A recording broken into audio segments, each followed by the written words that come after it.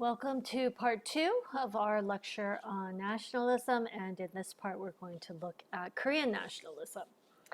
So in a previous lecture, in last week, we looked at Christianity and how through the establishment of organizations such as the YMCA, where they arranged political activities, we begin to see the spread of Western liberal ideas and an arousal of national consciousness.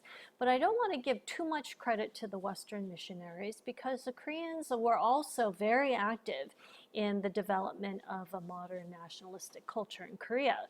So, for example, one of the key questions at the time in the late 19th century was, and this was a part of what of the exercises we did in the discussion when you pretended to be government officials and were thinking of reforms and solutions for the problems of the day.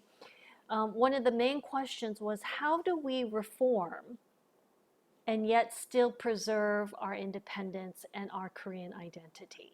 So for some, they felt that the key was education, and we see that there was a group like the Independence Club that established their own newspaper, and it was written purely in the Korean phonetic alphabet in Hangul so that anybody could read it.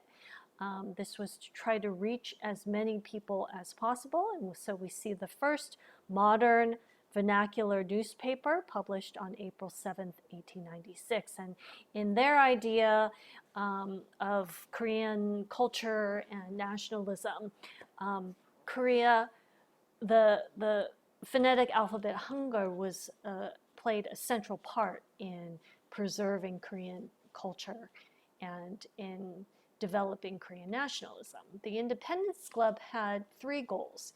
One was to protect Korea's independence. The second was to promote self-strengthening. And the third was to increase popular participation in the political process. So this club called for the need for a national legislature, perhaps, or for the establishment of a constitutional government and the rule of law. The king did not like the fact that this club was suggesting that the king's political power be circumscribed, and so he ordered that it was dissolved, and it was finally done away with in 1898. There are also other nationalist movements, such as the Korea Self-Strengthening Society, founded in 1906. This society opposed Japan's demand for Gojong's abdication, and it was eventually dissolved by the Japanese Resident General. In 1907, the Association for Redemption of the National Debt was established, and this was a campaign to repay the Korean government's debts to Japan. So they suggested that men give up smoking and donate that money, and that women and girls could sell hairpins and ornaments and donate that money. But the Japanese Residency General accused individuals associated with this association of embezzlement, and it eventually was dissolved. There was also the New People's Movement, or the Shinminhue, also established in 1907, and this was made up of members of the press and military and businessmen. Most of them were Protestant Christians, and they were trying to promote industry and education, but they were disbanded by the colonial government in 1911. So we do have these movements in order to maintain independence and to rouse a sense of nationalism and mobilize the public for nationalist causes, but most of these failed.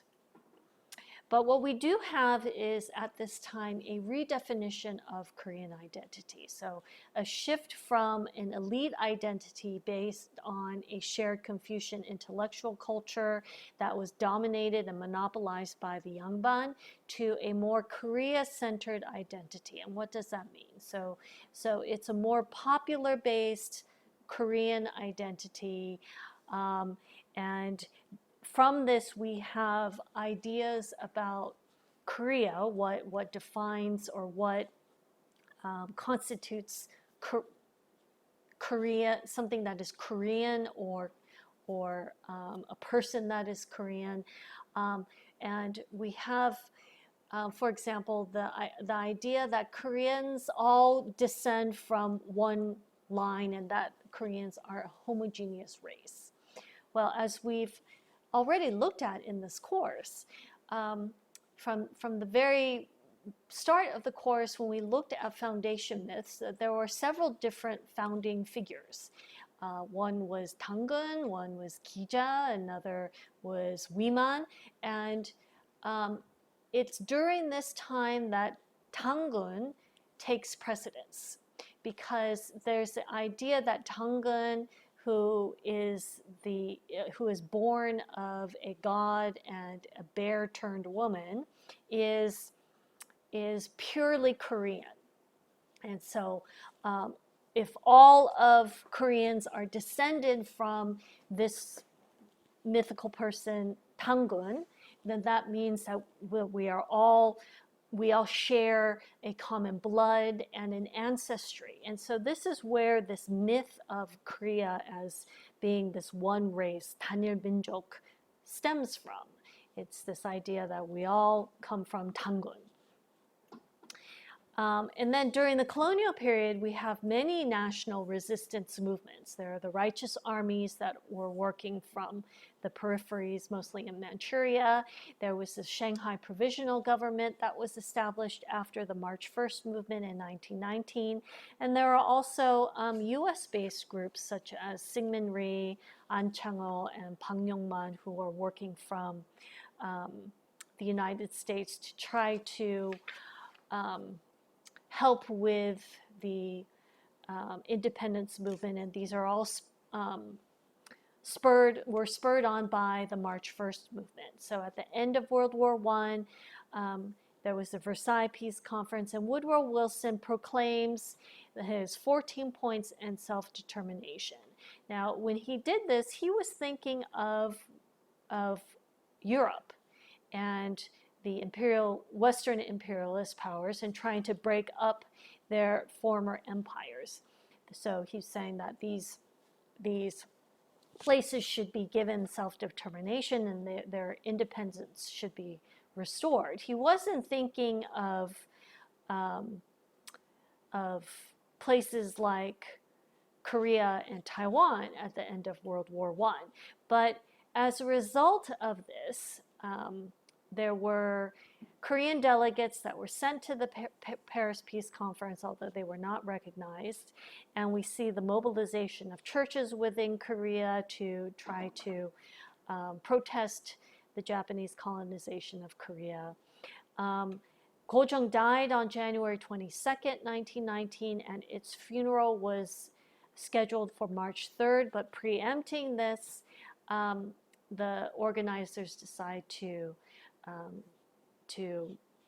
hold the independence demonstration on March 1st instead. And so they put together a Declaration of Independence, and these were sent to foreign representatives, including a message to President Wilson. It was a nonviolent demonstration. In this declaration, it says that we proclaim the independence of Korea and the liberty of the Korean people. We tell it to the world in witness of the equality of all nations, and we pass it on to our posterity as their inherent right. We make this proclamation having back of us 5,000 years of history and 20 million of a united, loyal people. we take this step to ensure to our children for all time to come personal liberty in accord with the awakening consciousness of this new era. This is the clear leading of God, the moving principle of the present age.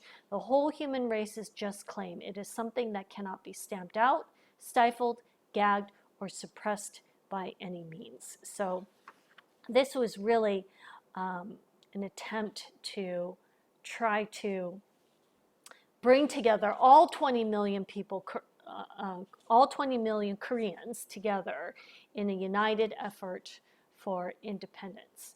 And as once this was declared, there were crowds gathered at other places, and this proclamation was read from these places at 2 p.m. on the same day.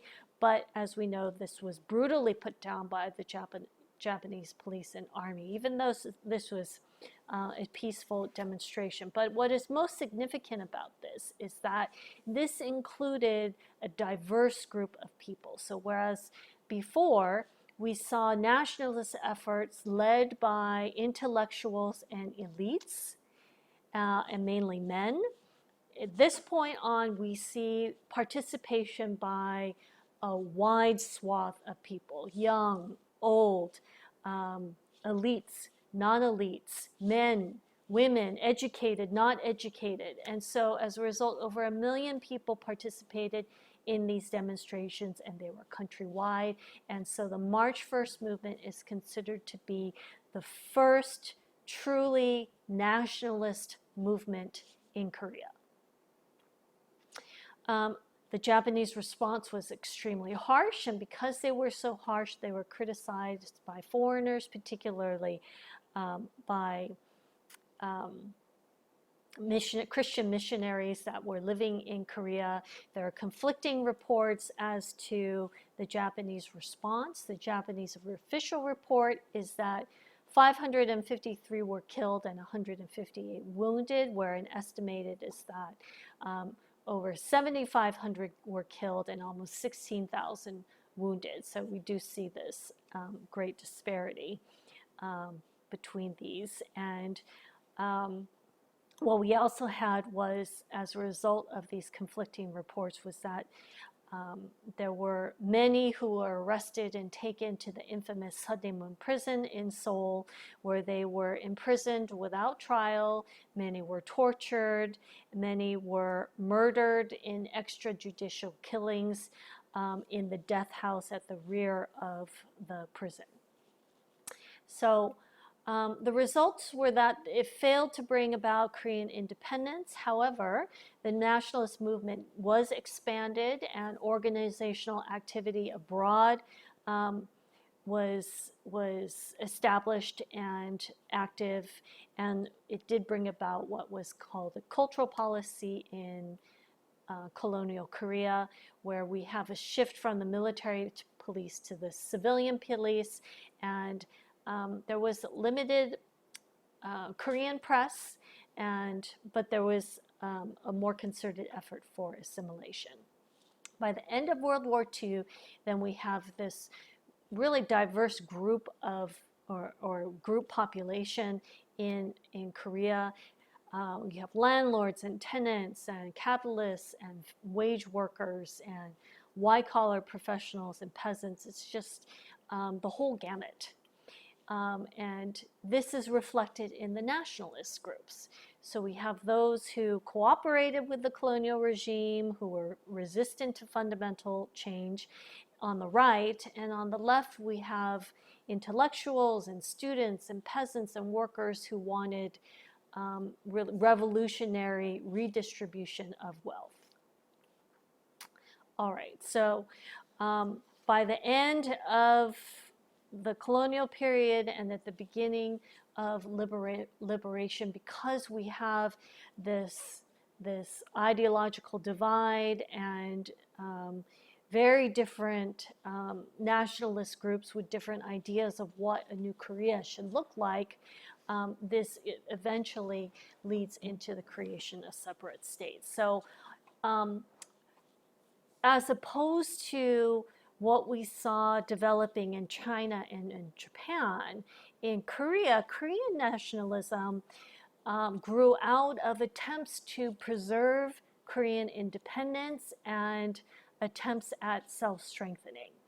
And from this came a need to redefine Korean identity. What did it mean to be Korean, and what was Korean? So whereas classical Chinese was what all the official documents were written in, and what was used during the Joseon Dynasty. Now it is a shift to Hangul and the Korean phonetic alphabet.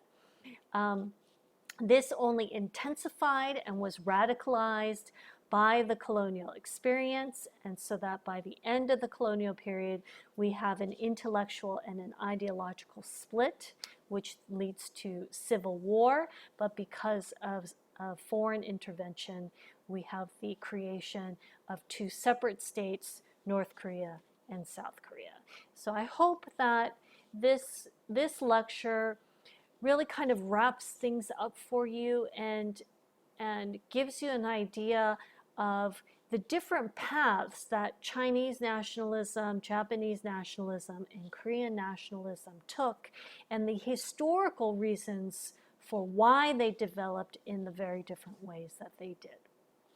All right, so thank you for joining me on this long and arduous journey through Korean history and a look at Korea from ancient times to the modern period. But I hope that this course gave you an overall look at the different developments in Korea in comparison with China and Japan.